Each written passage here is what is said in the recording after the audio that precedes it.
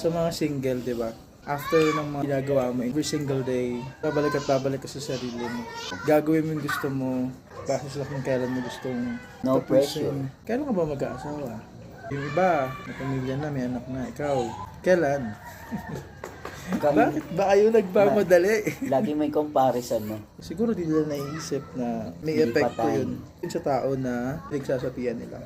Hindi ba pwedeng iba yung plano ko sa plano ng karaniwan at ng karamihan? Hindi ba pwedeng gusto kong mag-focus sa trabaho, ipon ng kaalaman, ng karanasan, at magpayaman? Ganon. Diba? Hindi naman dapat pare-pareho tayo ng linya o ng path or ng direction sa buhay. Diba? Iba-iba tayo ng tadhana. Yes. Hindi laging papunta sa bubuo ng pamilya at tanda ng ganun ang setup. Pwede namang iba. So, kung ganun, saka sa mga ganun na napipressure, huwag mo silang pansinin.